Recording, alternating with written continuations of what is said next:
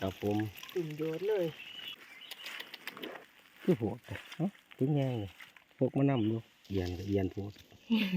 ตัวใหญ่เนาะไอ้เนาะครับผมดูนี่ครับไปดูสวัสดีครับม่อนเสน่ห์คนบ้านป่าครับผมพาพ่อใหญ่แม่ใหญ่มาใส่ตุ่มครับผมมานอนข้างแหลมครับกับเอาเบ็ดมานำครับมาลองใส่เบิ้งรอบนี้ กลับมาพอกันในวันที่21 กุมภาพันธ์66นะจ้าครับผมบ้านน้องเมงตำบลหัวคาอำเภออุทลิกจังหวัดอุบลราชธานีครับผมพ่ายกับกระตากกระสอบอาญาลัดปลาลัดดงมาคือเก่าครับมาใส่ตุ่มเด้อไม่ใหญ่มื้อนี้ไปลุ้นไปชมน้ำกันครับผมไปจ้ามาหอดมืดไม่ใหญ่เอ้ยสวัสดีน้ำทางครับผมใส่เบื้องย่ำกลางคืนเลยครับใส่เบื้องน้ำของเพียงว่ามีเลยบ่เอาซักใหม่ไว้ครับผมลังแหลกครับผมลองเบิ่งลองเป็นเนาะจ้า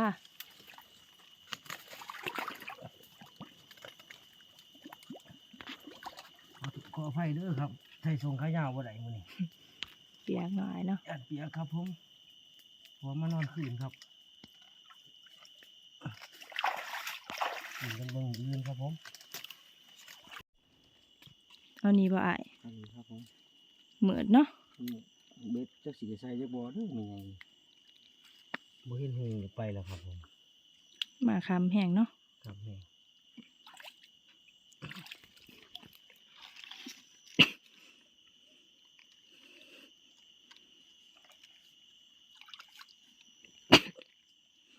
เสียบ่เขาเห็น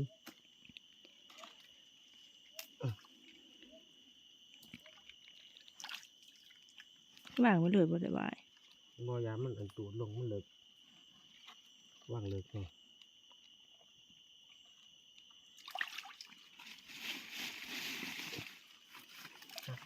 ครับยามมันอัน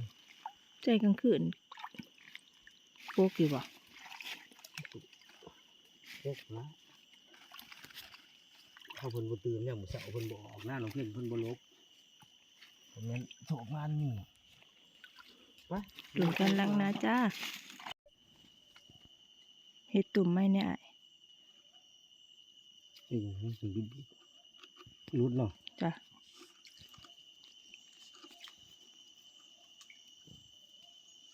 นี่ว่าเพิ่นเขานี่แม่นมุมเพิ่น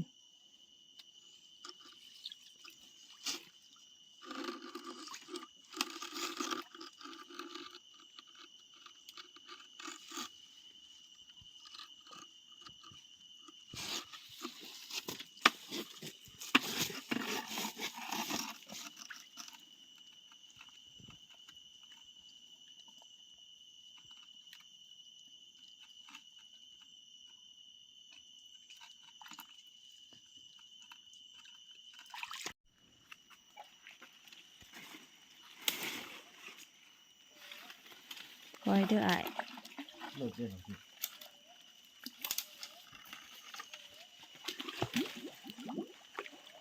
ได้เลยบ่เด้อเด้อ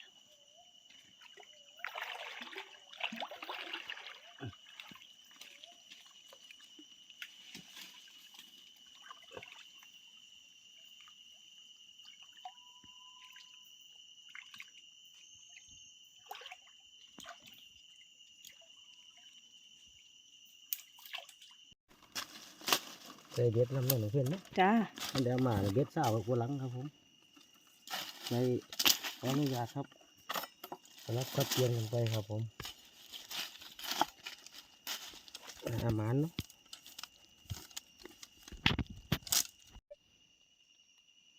เฮาได้เหงื่อหยังหลายเนี่ยเขียดกุเอาน้ำทางครับผม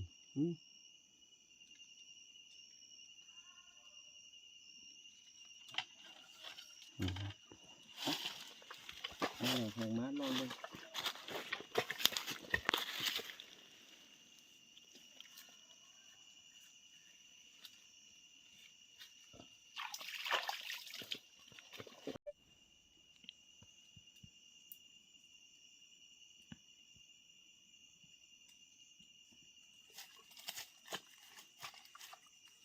ส่จมเลยเด้อครับ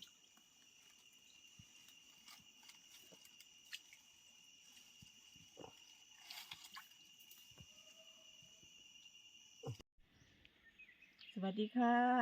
กลับมาพอกันในเสาร์วันที่22เนาะจ้ะ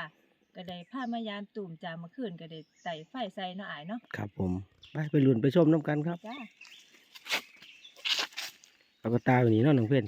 จ้า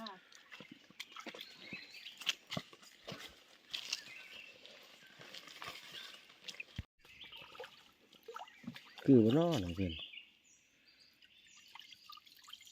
เจออยู่จ้ะ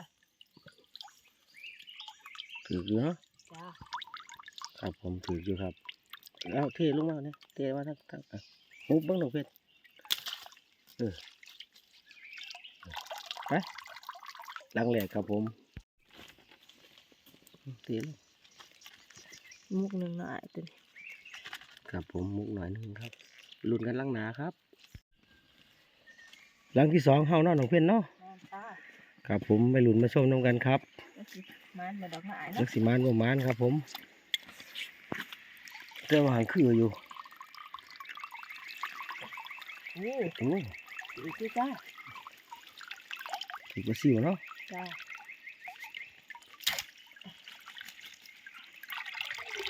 ครับผมไม่หลุนกันลังหนาครับ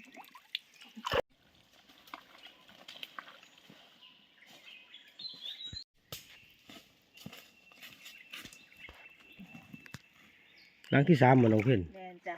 กูหมู่เฮากูแล้วก็เอาไว้ทางนี้ก่อนเนาะจังสิได้ลบมาอยู่เนาะ จ้า โอ้ ถืออยู่ ถูกอยู่เนาะ จ้ะ ไปเทเบิ่งยามมาได้3ลังแล้วครับผมถือบ่ทันหลายนะน้องเพิ่นเนาะ แม่นจ้ะ เฮ็ดประจอมพอดีปลาซิวซั่นนี่เนาะ เอ้า แม่งตัวเก่า ขี้เก่า ตัวกลางหน่อยก็มี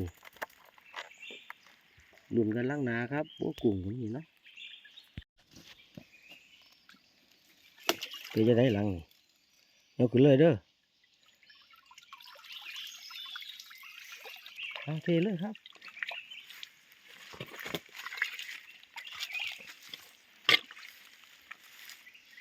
กางไว้เลยน้องเพื่อนให้มันแห้งบัดมาเผาจังค่อยบ่อยากเนาะ จ้ะ กางออกเลยโอ้ยย่าง2ตัวน้องเพื่อน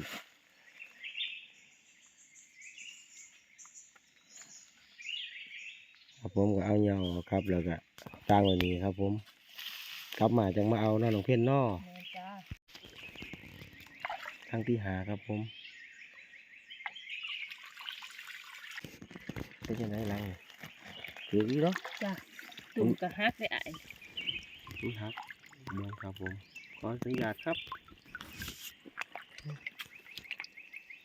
ครับเลยแม่ ปากบ่ได้ตุ่มฮักเลย บีบเขามันเพ่เวลาตุ่มใส่ดูลายก็ได้เอาไปถอกเบิ้ง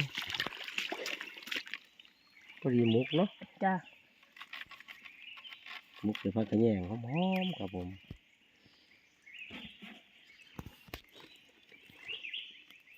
มาหอดว่างไงแล้วเนาะน้องเพื่อนเนาะ แม่นจ้า ว่างนี่ใส่เบ็ดไว้4 5 ลังครับผมใส่เบ็ดกับบ่แล้วไม่ใหญ่มันคำแห้งมันเดือดแห้งครับผมปาดนี่ เอียง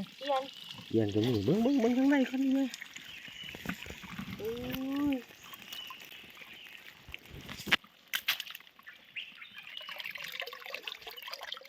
ครับผมไปเที่ยว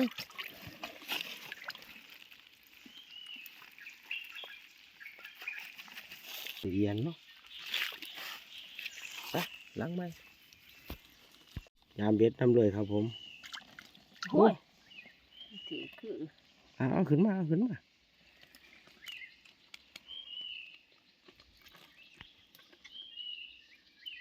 ลด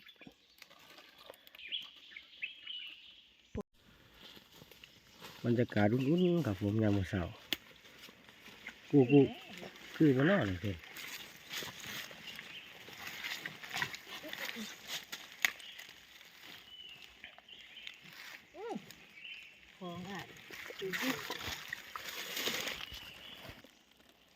กกังหน่อยครับผมพดใดบ่น้องเพิ่น ร้อน เนาะบ่ได้ยามเด้อแม่ใหญ่เมื่อคืนนี่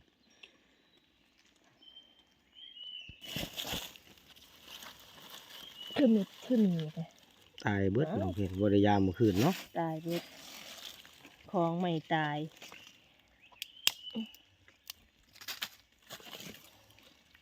บ่ได้โอ้ยกินเลิกแฮงเป็ดหน่อยพุ่นเนาะ จ้ะ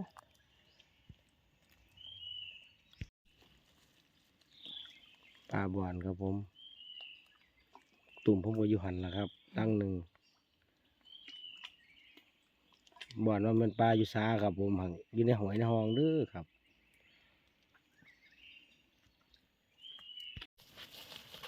เบิ่งตุ่มหลังนี่เบิ่งน้องเพิ่นคือบ่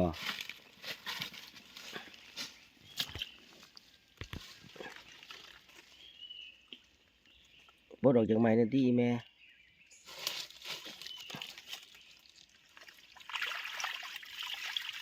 โอ้ยยกขึ้นเบิ่งยกขึ้นเบิ่งโอ้ยเดี๋ยวผมเอาเขาเบิ่งข้างในเบิ่งให้แม่ใหญ่เบิ่งโทษครับยกดาคุณขึ้นเบิ่งน้องเพิ่นโอ้ยครับผม ถูกเกลือพักหน่อยเนาะ ลักโหลเนาะน้องเพิ่นเนาะ จ้ะ ยกขึ้นล้างน้ำเอาเลยอีแม่เอาใส่ครับแล้วครับบ้าน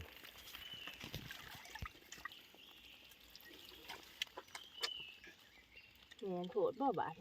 แน่นแล้วแน่นกับเดี๋ยวไปไกลๆเนี่ยเต็มตาเลยเด้อ ตาเป็นไงเนาะยักษ์สีเต็มยักษ์บอดอกครับเป็นรุ่นกันอีกครับผมมาล้างนาครับเบิ่งเบ็ดล้างบ้านบอก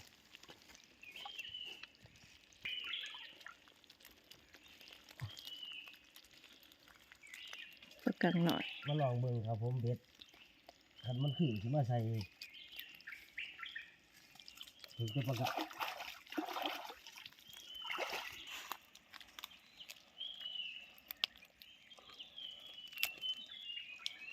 ประกอกังหน่อย โอ้ยหลังที่สิหลอนคือ เกี่ยวใหม่เนาะ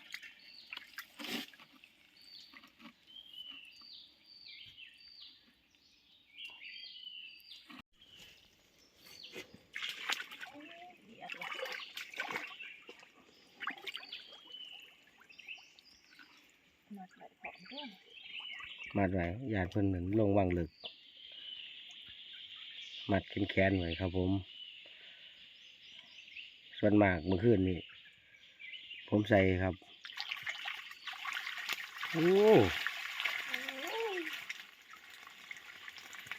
คือหลายหน่อยเห็นเนาะคักคือเก่าเนาะอีแม่ จ้ะ ไปสลับซับเปลี่ยนกันเลยครับก็เบ็ดเมื่อคืนนี่มันมาคำแห้งอยากเวียงอยากงานแน่ก็เลยมาคำเนาะหลวงเพ่นเนาะ จ้า เด้อครับเสียเบิ้งข้างในครับ อีตัวงามๆหน่อยเนาะ มันเป็นมึง ไอ้โหลคือเก่า เฮลโลครับผม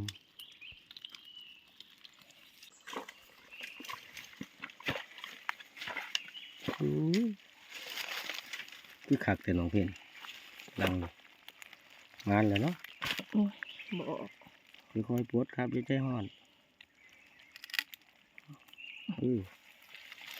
ป้าดตัว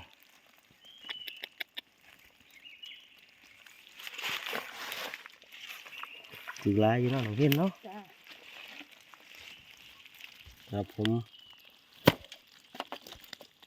ยุ่นกันล้างหนาครับผมขออนุญาตครับ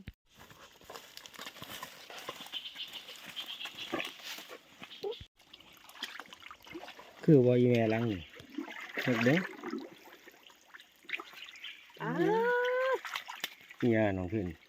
คือห้องแห้งแต่ เปลี่ยนอ่ะ3ตัว ใช่ล่ะ อุ้ยตุ่มจนหยดเนาะ ครับผมขึ้นไปเถอะ เบิ่งที่ล่ะครับผมเป็นไงเอฟซี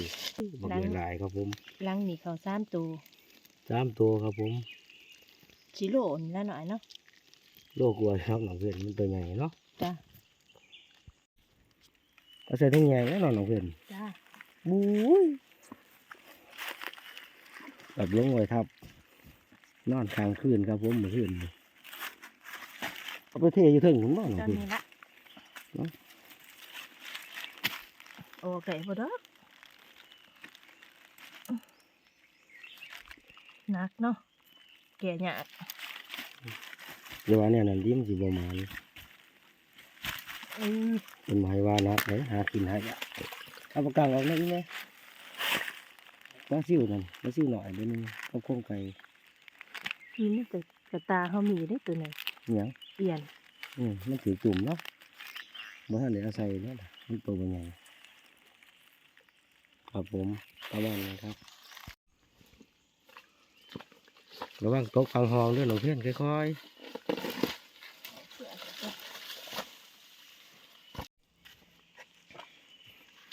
อยู่แล้วเนา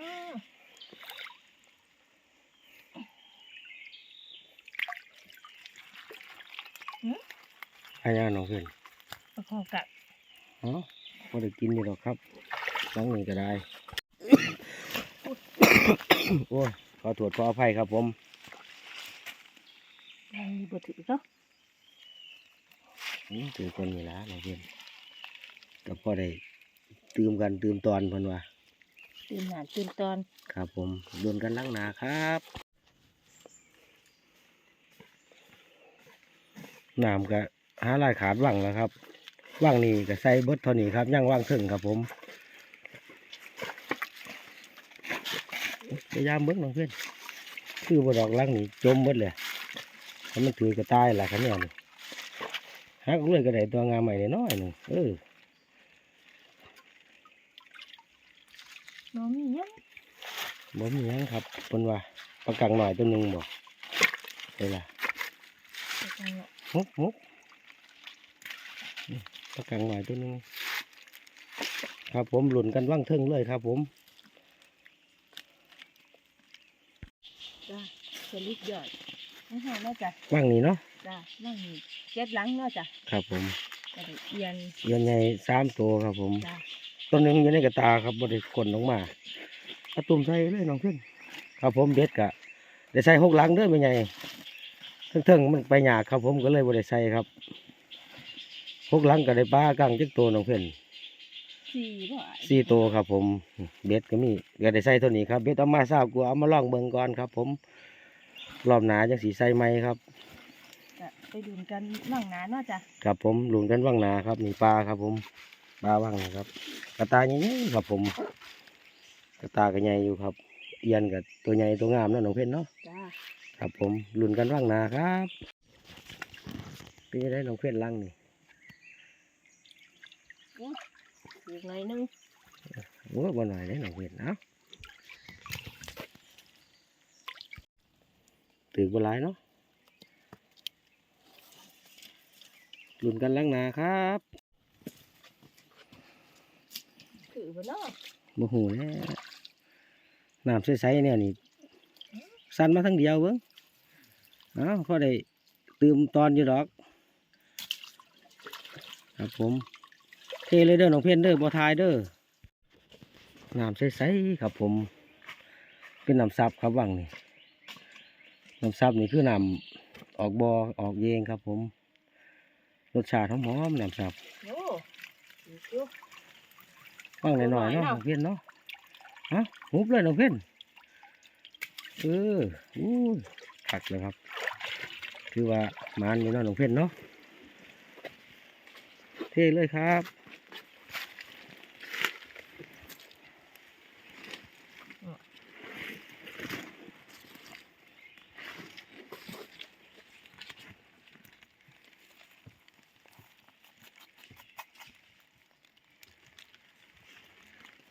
ล้างหนารุ่นกันล้างหนาครับล้างนี่ใส่หกครับ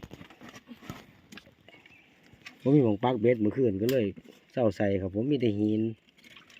คือก็อีแม่ โอ้ โอ้ฟังเสียงคือยังคือเนาะ ได้ล่ะเดี๋ยวขึ้นมาเว้ยโอ้หลังนี้ม้วนไว้ก่อนน้องเพ่นจังเอาไปเทเธอเดียวกับผมยังอีกหลังหนึ่งครับไปลุ้นกันเบิ่งครับครับทางไปกับจังหวะมันบ่มีหม่องปากเบ็ดครับเป็นวังดอกล็อกแตกแหลกแต่ว่าเป็นน้ำหลอดพื้นทั้งไตครับผม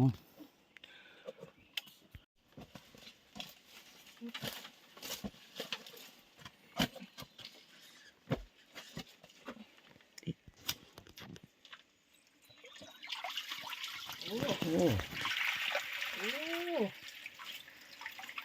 ถือจะน้องเพ่นเนาะ จ้า ครับผมหลังสุดท้ายครับ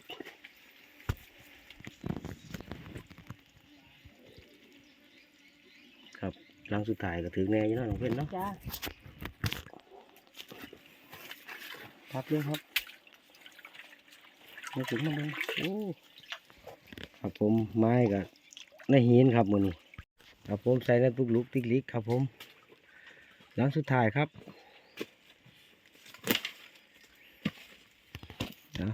ประเทศครับผมมาเทเบิ้งอีแม่เทพญายเบิ้งเอาอันยันเตียงปลาหรือแปรเบิ้งนอนของเพื่อน มือประมาณนี้เนาะ ครับผมหันแน่อยู่ครับมือนี้ซ้อมตุ่มมาดีบ่น้องเพื่อนมันบอกมันมีหนวดหนักบ่มือนี้คือมันแต่ทางอีกแล้วครับผมนานอีกแล้วมือนี้ใกล้สิถึงเวลากลับบ้านแล้วเนาะน้องเพื่อนเนาะ จ้า ไปสรุปอีกเท่านึงครับ จ้าสรุปยอดเฮามื้อนี้จ้ะประมาณนี้จ้ะ กับปลากับเต็มตาเนาะน้องเพื่อนเนาะ แม่นจ้ะ กายเครื่องขึ้นมาหลายครับผมปลากับตัวงามๆครับ เป็นใหญ่ๆงามๆเนาะ กับผมเอียนครับผม เอียงแต่มีแต่ตัว ดู ใหญ่ ว่าปลาไหล ๆ ค จ้ะ รับผมจับขึ้นมาเมื่อไหร่น้องเพ่นซ้ำแขนเลยเนาะ จ้ะ 3 ตัวเนาะน้องเพ่น แม่ ตัวหนึงอยู่ใต้กับตาครับผมเอาออกมาบ่ได้ครับเพอเพิ่นหมุนอยู่ในปลาครับผมกะเป็ดก็ได้ใส่6 หลังครับผมเอามา20 กว่าครับผม จ้าฝากกดไลค์กดแชร์กดติดตามมนต์เสน่ห์คนบ้านป่านี่ด้วยจ้าสำหรับคลิปมื้อนี้ก็บ่มีหยังหลายพอกันคลิปหน้าจ้าสวัสดีค่ะ ครับผมพ่อใหญ่แม่ใหญ่ FC เบิร์ดสุขุสุขคนครับผมขอบพระคุณหลายๆครับที่รับชมคลิปมนต์เสน่ห์คนบ้านป่าครับผมขอโทษขออภัยครับผมมาใส่ตุ่มกลางคืนครับมื้อนี้ เพราะว่ามาคำแห้งครับผมอยากภารกิจการงานแน่ครับผมก็ได้ออกมาคำก่อนเสียมลาผ้าจากกับข้อมน้อยไว้ใช่ให้พ่อใหญ่แม่ใหญ่ FC เบิร์ดสุขุสุขคนครับผมมีแต่ความสุขความเจริญครับผมคิดสิ่งใดปรารถนาสิ่งใดก็ให้สมความมุ่งมั่นปรารถนาครับผมเสียมลาผ้าจากแล้วครับ สวัสดีครับผมคลิปหน้าพอกันไหมครับ